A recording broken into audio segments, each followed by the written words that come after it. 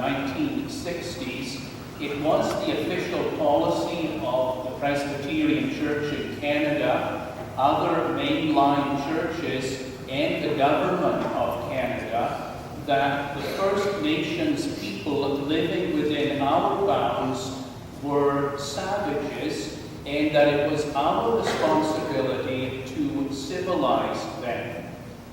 Our chief means by which to do that was to remove children from their homes because we deemed their parents to be a savage and negative influence, and to put those children into residential schools where we hoped to eliminate First Nations people by depriving them of their language, their culture, their religion and their history, thereby assimilating them into European culture.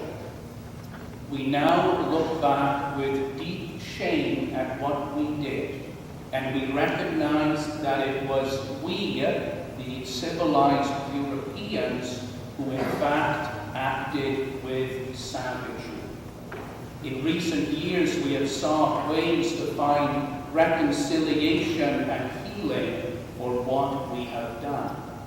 The Presbyterian Church in Canada has established a Truth and Reconciliation Committee to achieve that end. This morning, as a guest, we have with us the convener of that committee, Mr. Lew Ford. We're very pleased to welcome Lew and to hear him this morning. Welcome, and God bless you as you speak.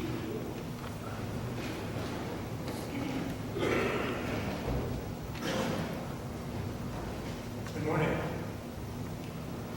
Thank you, Reverend Lewis, for that introduction. It's probably been the most complete and introduction I've had ever when I'm speaking on this topic, and in fact, he took some of the lead. Actually, I learned something when I saw it demonstrated this morning. Some lessons that my mother would have taught me when I was quite young. That when you come into a stressful situation, don't deal with the fear, deal with the optimistic and the positive point. Not only in those or not, but as Mark made reference to fear, the lights went off. That was, I think, the greatest fear that the people organizing this morning had, that the power would go off.